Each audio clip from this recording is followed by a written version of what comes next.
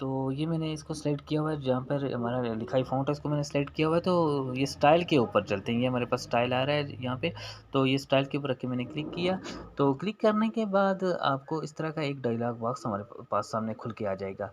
तो इसमें ये पहले जो 7 हमें नज़र आ रहे हैं वो तो ठीक हैं, आप उसको लगा सकते हो, लेकिन इसके नीचे जिसके ऊपर प्रीमियम लिखा हुआ है, प्रीमियम का मतलब ये होता है कि आप इसको इस डिज़ाइनर ऐप से, उर्दू डिज़ाइनर ऐप से आप इसको बाय कर सकते हो, खरीद सकते हो।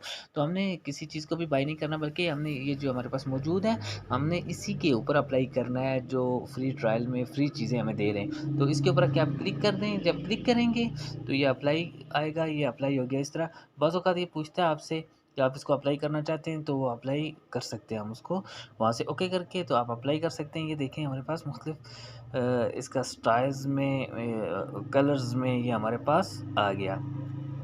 ये देखिए हम इसको बड़ा करते हैं ताकि हमें वहाँ से ये नज़र आए। यहाँ पे रख के आप इसके कॉर्नर से पकड़ के आप इसको बड़ा कर सकते हैं। ये था इसका जो है क कलर, उस हवाले से लिखाई का कलर, इसके पीछे शैडो भी लगा हुआ है और उसके अंदर कलर भी मौजूद है।